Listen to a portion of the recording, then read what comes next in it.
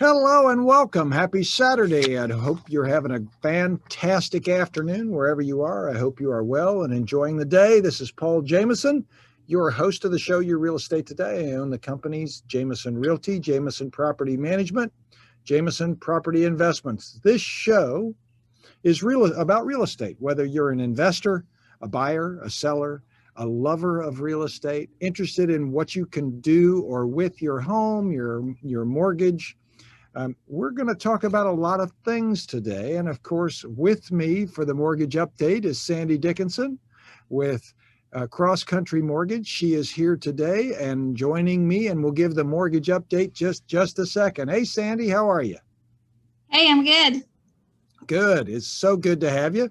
I learned some pretty interesting stuff this week. As a matter of fact, 15 minutes before leaving to come here, I learned some more stuff. So this is fresh off the presses. So instead of getting up at 4 a.m. to prepare for today, I waited until right before the show to add a bunch of things because it's really relevant and interesting information.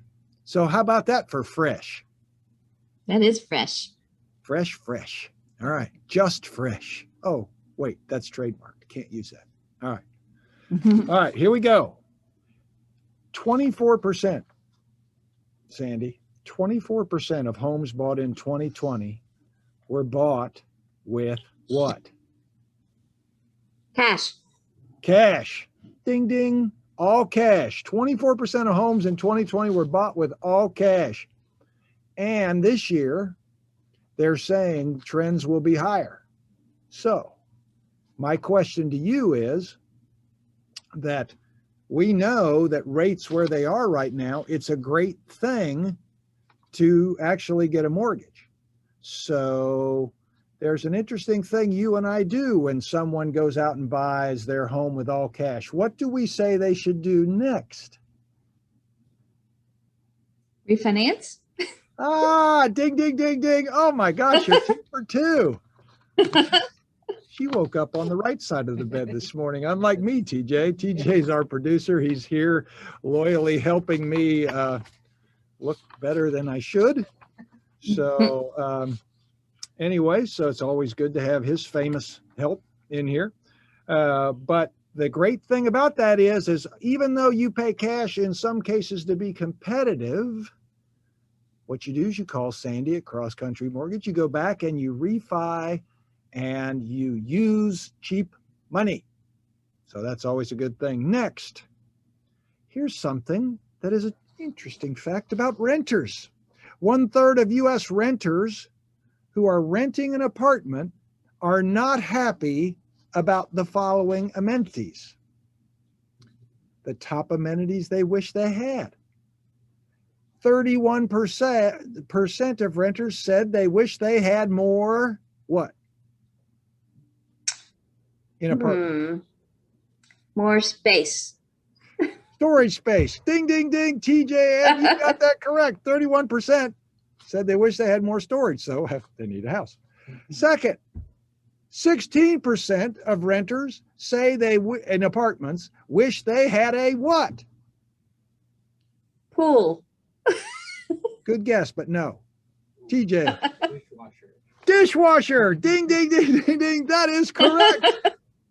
And 15% say that of renters that rented an apartment wish they had more what? This is getting tough. I'll give you a hint. It's outside. More parking. Parking. Ding, ding, ding. That's right. I gave that one to you. Parking. That's right. Also, they complain about the quality of the central heating and air. 11% do. And 11% wish they had a washer and dryer in their unit versus in the building. Now, if we want to add more ridiculous facts you'll never use, women were 2 times more likely to prioritize the dishwasher than the men were. That's No surprise men there. wash dishes anyway. They use paper plates. All right. So With 42% of renters planning to work remotely, what do you think is the biggest deal to the upcoming trends for any renter? Working remotely, working remotely. Office? In a home office. That is almost correct. High-speed internet and access to high-speed internet. So, very interesting facts about renters that you will never use. So, what it does tell you is if your house has storage, good internet, a dishwasher, and you got some parking, you got something the majority of people want. There you go. How about that? All right, next.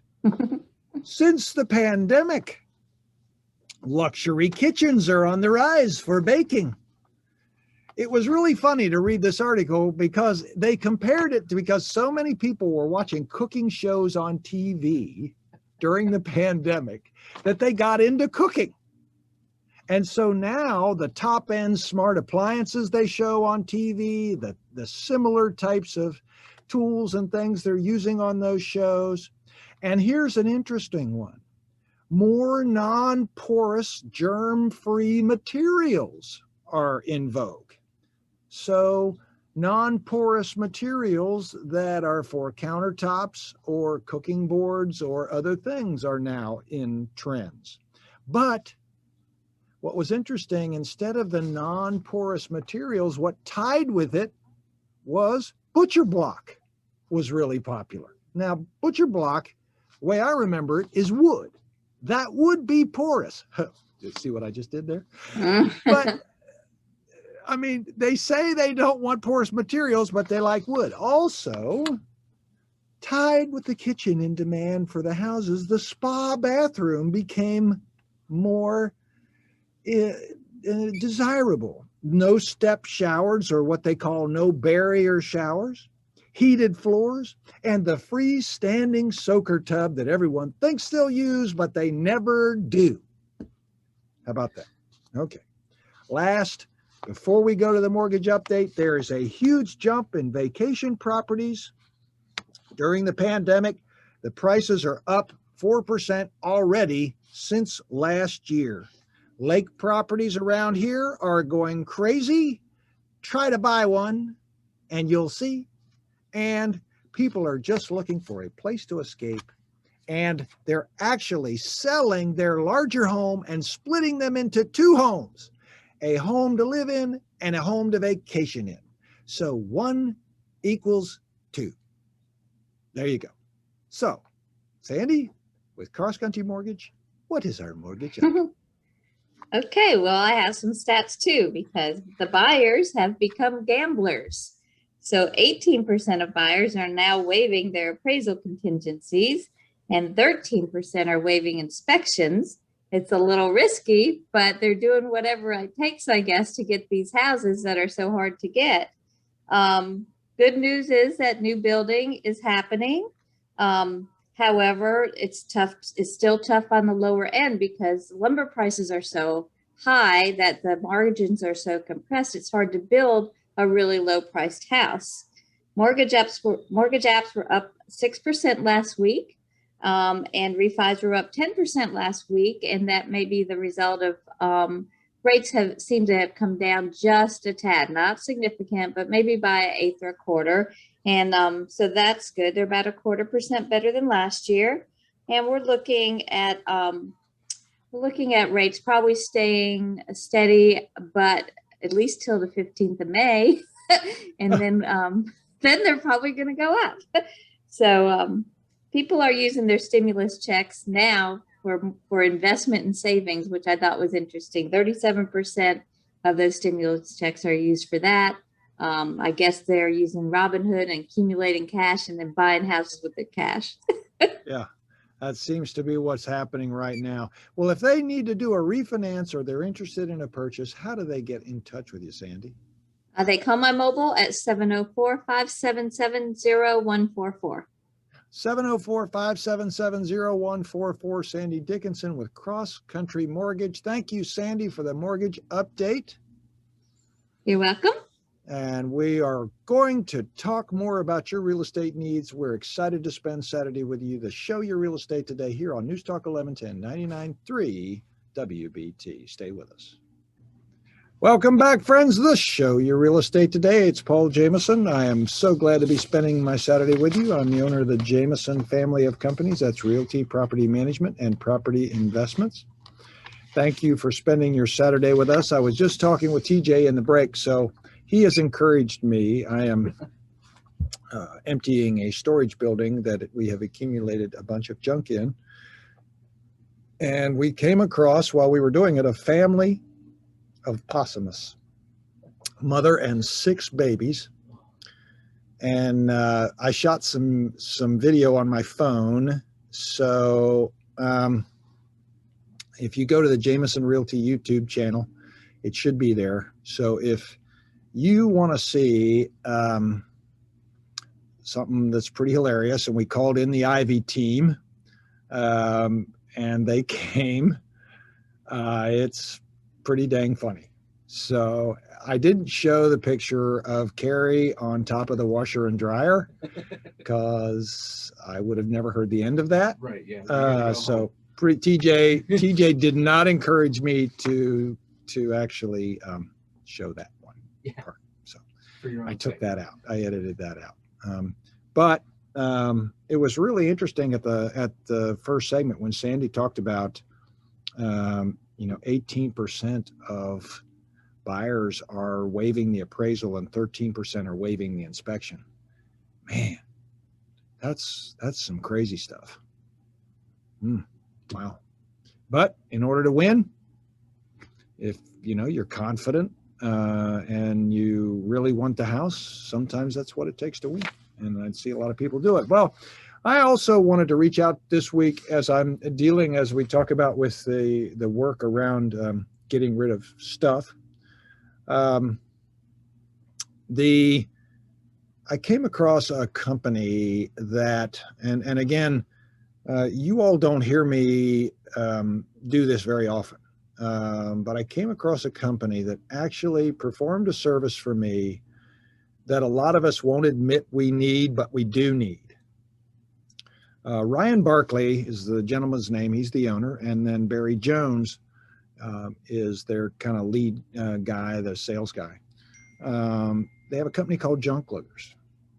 And Junk Luggers is not just somebody who lugs around your junk.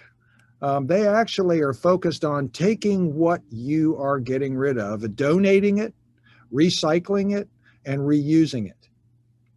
And I'm really impressed by these guys. They came over and they took care of, on this land that I had, someone decided I needed a camper top and decided to donate it to my property. They took care of it for me. I had a bunch of stuff I'm getting ready to, that I had piled up to throw away. They came and they hauled it off. They're really focused on eco-friendly. They want to do what's right for the environment. I think that's really cool. They do it right. They do it better. And they did it with absolute class. They actually train their people and they go through training and they're really courteous. And, it's not a company that you hear these kind of things about in that class of business. They show tremendous respect to the client and they're professional. And I think you should, if you have some things you want to get hauled off, either because you're getting ready to sell or it's just time to let it go. Everyone gets these storage buildings full of stuff and they pay for years and years and years and years because they think their kids want it. The kids don't want it. And I was really pleased to be able to give things to them that they are donating, recycling, reusing, and it sure did make it better for me. Give Junk Luggers a call. Barry Jones, 704-839-8066. 704-839-8066. Thank you, Junk Luggers. You did a great job for me, and I couldn't be more thankful. All right. So what are we going to talk about today? I have had this topic on my show notes for probably, oh, I don't know, 6 months. We've not been able to get to it. And right now is a really good time to take a breath and think about, as we're in a real estate market like we are. It used to be that if you had contingencies in your contract, contingencies are things that can get you basically out of a contract. Things that you can do, or items that you can fall under, using hopefully the right words, in a purchase agreement for the buyer to be able to withdraw. All right. For example, if you lose your financing, that is a contingency. You go under contract, you put forth your financing terms. If you can't buy it, nobody's going to sell it to you. You're right. So financing is a contingency. Another is that in South Carolina, for example, there is a home inspection contingency where if there are certain major items that have defect, roof, plumbing, electrical, structural, and the seller refuses to fix them, you can get out of the contract. Now, in North Carolina, due diligence, unless there is an item that you willfully did not disclose, the due diligence period is the time to do those inspections, and you can walk away, but you lose your due diligence money. Now, if, for example, in a home inspection report, the buyer finds that you have an issue, like let's call it an electrical issue for our terms, and you refuse to fix it, Mr. Seller, then if the electrical problem is of significance enough and you refuse and the buyer leaves, everyone that walks through that house now has to know that it has that electrical issue. So my advice to sellers is, look, you're going to have to fix it anyway. Why would you not just go ahead and fix it?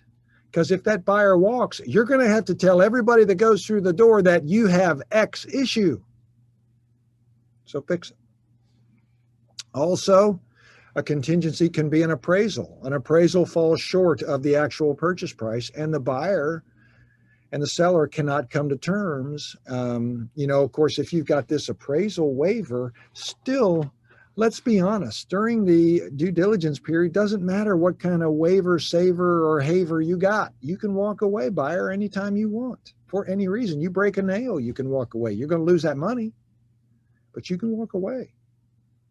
So the appraisal falls short and you can't work it out, and you cannot work out the shortfall. The due diligence money may be considered hard money, but also, if this house doesn't close and you're out of that due diligence period, I mean, the buyer can walk, but it comes with penalties. Okay. Also, a way the buyer can walk is if the seller doesn't have the house ready to go when it's supposed to close, doesn't leave. In my career, I've had that happen, where they change their mind. There are damages involved. The buyer can also refuse not to buy, and there are damages involved, but it happens. Also, if there is an easement that was not disclosed, or the title reveals that there is a blemish of some sort, that they cannot deliver clear title, the buyer can leave. The buyer can walk away. You must deliver clear title. You must deliver a general warranty deed according to the contract. So just so you know, you must deliver the type deed that is satisfactory. And the title must be clear. All right. So we're going to come back. And last week, this was at By Demand. We did a segment on what does it take to win and what does it take to pick a contract. And I'm going to expand on what does it take to win with sellers and how do you win as a buyer? How do you win as a buyer? What does it take to win with sellers? And what does it take to win as a buyer? So stay tuned. We've got some great information, some of my secrets to show you real estate today here on News Talk 1110 99.3 WBT. Stay with us. Welcome back to Show Your Real Estate today here on News Talk 1110 99.3 WBT. I'm Paul Jameson, your host with the Jameson Companies. That's Realty, Property Management, and Property Investments. You want to talk to us? It's 846-DONE, 846-3663, or on the web at myjamesonhomes.com. We're located in Matthews, North Carolina, and we have a suite of convenience in Gastonia, which we're opening. So you can join us in either county, and we work in North and South Carolina doing buyers, sellers, investment, property management, and we're excited to be in these times with you. All right. So what does it take to win with sellers? Expanded in all caps. What does it take to win with sellers? Expanded. Again, it takes experience in this market and an understanding of it. I can't stress enough, if you're a seller, you better get an agent that understands how to do these things. Number one, they better understand how to price your home. It must be priced correctly to drive offers. And very clearly, I want you to hear me. You don't want to price it to drive offers down. You want them to go up. So you price the home at a competitive price point so your offers go up, not down. That's key. You know, pigs get fat and hogs get slaughtered. Be careful. Price it correctly, you'll end up where you want to end up. Number two, you better market the home. A sign in the yard with your high school picture on it ain't enough. You know, it is not enough. You have to put it out there. You need as many eyes in, on, and around that house as you can. You got to put it where the people are that are wanting to buy that type of home. Don't do a Facebook post or just a next door post. Be strategic, be thoughtful. And here's the next part along with that. Your description and your message should not be nice 3-bedroom, 2-bath home with new carpet and nice big closets. Give me a break. Guess what, guys? Features are a set of criteria. This is my 28 years of advertising. Features are things that are minimum criteria people need to consider a decision. Benefits, that's how they get emotionally tagged. Who's your buyer? Typically. What do they care about? Typically. What are they looking for? Typically. In your description about your home, you got to talk about it. What's important to them? You know, you certainly will not want to break any ADA or familia status type rules that make it seem like you're segregating your home to one type of buyer. Or look, talk about your home and talk about it well and talk about it clearly and concisely in an emotional triggered way. Like if you have a chef's kitchen, you know, when you talk about cooking, you know, say something like, when the fresh baked bread comes out of the oven, there's lots of counter space to be able to spread around and enjoy using your chef style kitchen to make new creations. It's something that goes, hey, this is a kitchen for somebody who likes to cook. I did that on the fly. I'd probably do better if I sat down and knew your house, but I think you get the point. Think about the yard. Think about, if you have a particular view or there's a nature involved. We had a house that had a very wooded backyard that had 2 owls. We named them Barney and Betty. And then it was so funny. We got a letter from a buyer that talked about they actually saw Barney and Betty. So it works. It works when you trigger and personalize things to what people like. Okay. All right. Here's another thing to win with sellers and win as sellers. You got to show up. You got to answer your phone. All right. You got to answer your phone a lot. What does it take to win with a seller? Answer your phone and know the house you're selling better almost than the sellers do. Okay. Be prepared. You got to know where to spend money. Where does this market care about things? I was doing the funny little segment in the beginning talking about apartments and storage and things. When you're selling a house, you got to know where to put your money. Is there a country song? We know where to put your money. And know when to hold back, know when to walk away from it and know when to run. We could do that song in real estate, couldn't we? Okay, but anyway, I'm not trying to get funny about a very serious thing. Spend your money strategically. Right now in this market with the demand that's there, people are more tolerant of certain things than they were. So sometimes you won't have to do the level of upgrades. Remember my first thing, experience in the market and understanding it. You got to understand where those places are and spend your money strategically where you're going to get a good return. That's why you work with folks like us. We do this. All right. It saves you money. Negotiating. Okay. Everybody's a great negotiator in their own way, especially if you're married. Did I say that out loud, TJ? I didn't hear you. Okay. Sorry. Didn't mean to. Getting cocky can get you in trouble. Goodwill still has to make it through an emotional time. Don't run over dollars to pick up dimes, people. Don't push. You got to get to the end of the transactions, both sides. Goodwill has a lot to do because at some point you may need that goodwill from the other side. So don't burn it. All right? Be clear about what matters. Personal items should stay out of the contract. I'm not talking about the appliances. Talk later about that stuff once you're over all the hurdles. Do not bring appliances to the front of negotiation. It's not a good idea, and banks/mortgage companies hate it.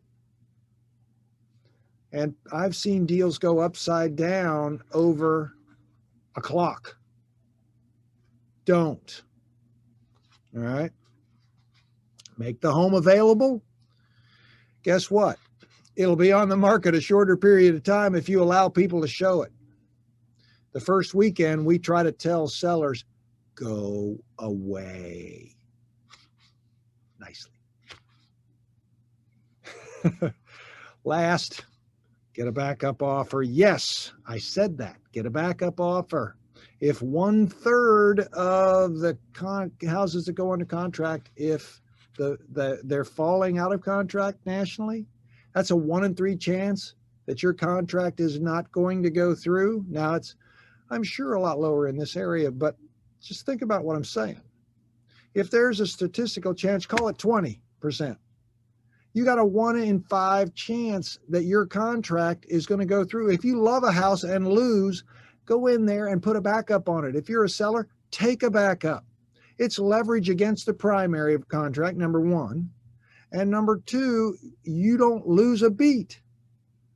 And, you can negotiate a backup, and it doesn't mean anything other than if this contract falls through, that person comes into first position. All right? It's a good thing to do. It ain't done until it's done. D-O-N-E. All right. So after the break, we're going to talk about winning as a buyer. expanded, or should I say like 2.0.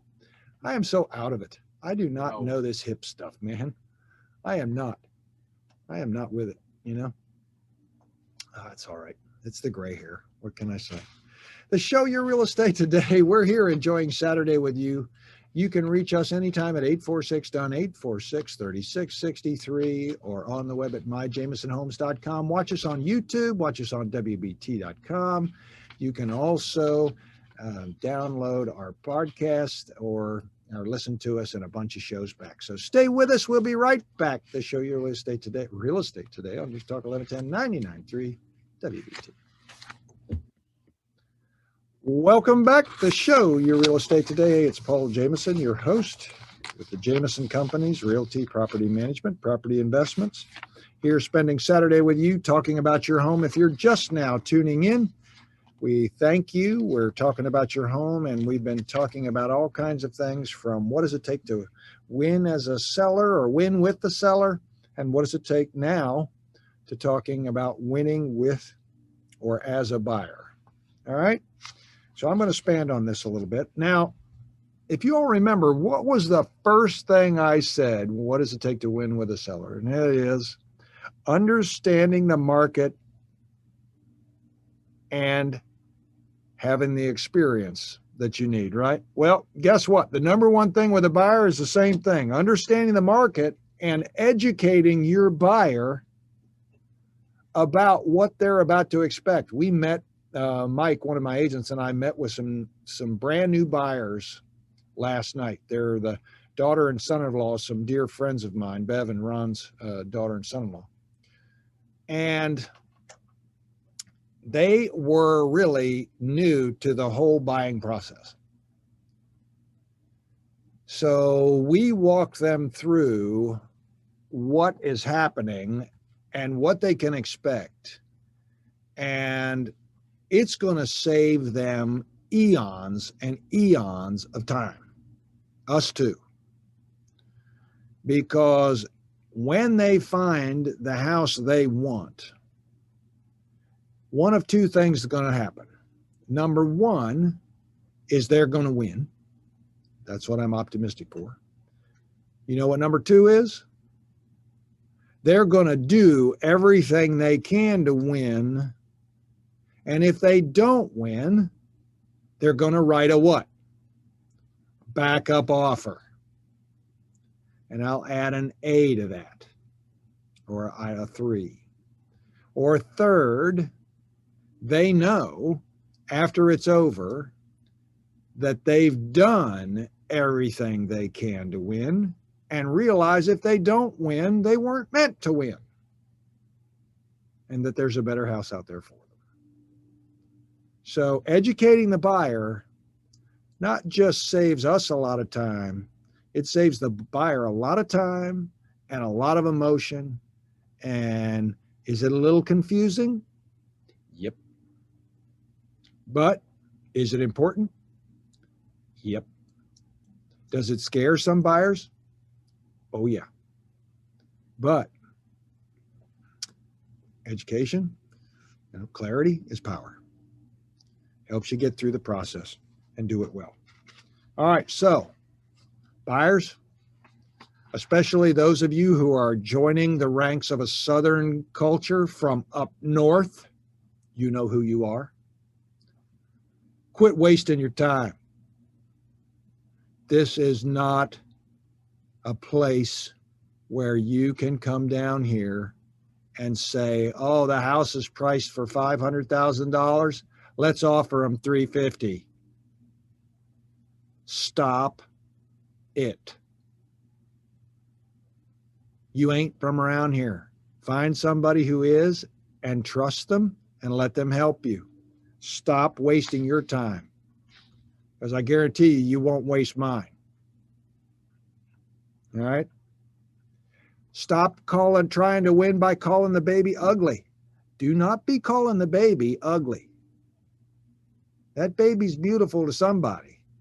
May not be you, and if you don't like it, don't buy it.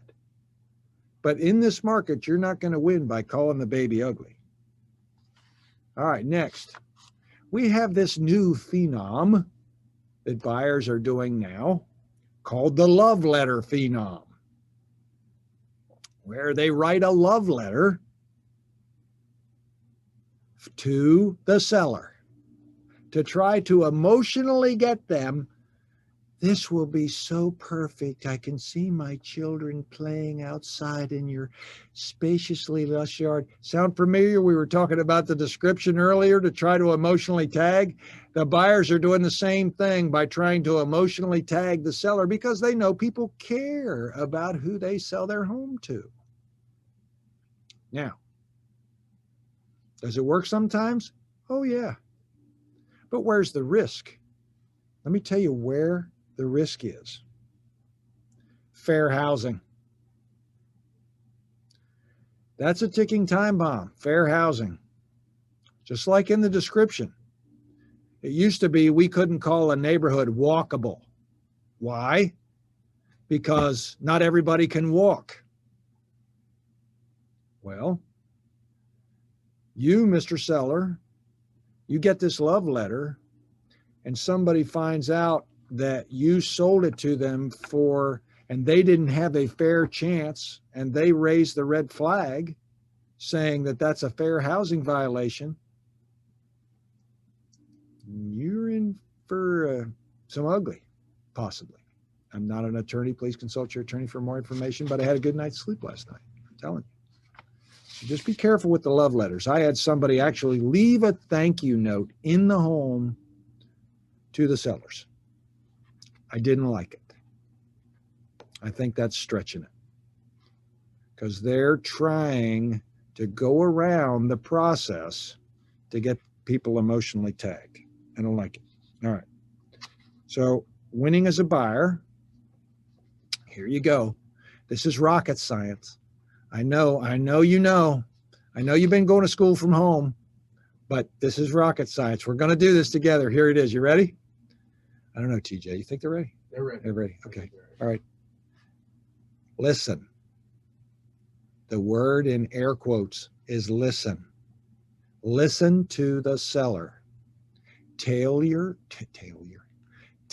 your offer to the seller's needs. The more flexible you are, whether you're giving them a lease back, whether you're moving a closing date, whether you're putting down a certain amount of money that makes them more comfortable, whether your timing or your period of closing or your due diligence period is altered somewhat, whether you're coming with an appraisal contingency, whatever the case may be, make it simple and do it. All right, next, the biggie. You need to have an agent that has a reputation of getting houses closed. Because there was a house this past weekend that had 48 offers on it. You know, you could tell by the offers that not every agent actually gets house closed because half of them couldn't even fill out the contract. Some of them didn't even put the seller's name in the contract. You better have somebody that has a reputation, because I know when I call the seller and I'm representing the buyer, I say, you know what, guys, you know me and you know my people. If they're not prepared to buy, they're not even getting in my car. They go, yeah, Paul, we know. I said, look at our numbers. That'll tell you we get stuff closed. All right. Fill out the dang contract. I said that earlier. Put the people's name in it. Fill it out. Fill out every blank. Fill out the contract. Get the lender right. Use Sandy. She's local. Don't be using the Q loan place. Did I say that out loud? Dang, that's twice today. Don't do the Rocket. Don't do the stuff where people, you can't contact them and verify as an agent whether they're legit. Don't use a mortgage company where your friend out in California just happens to have somebody licensed in North Carolina. Stop it. Use a local, good reputation lender. You know, if you can't compete with money, use terms as your tool, like speed. I have a plan I call what's the 1721. My due diligence period is 17 days. I'll close in 21. Sandy can do that. If you get that buyer ready and all we need is a house, you can do a 1721. That gets attention. So if you can't compete with money, compete with terms like leasebacks and other things. All right. The appraisal waiver, like I said, it's something that's there, but if you're closing in the due diligence period, who cares? You can walk away from any reason anyway, or if the appraisal's during that time. So just saying. All right. If you're interested in buying or selling, please call us at 846-DONE, 846-3663, or on the web at myjamesonhomes.com. You have a house to rent?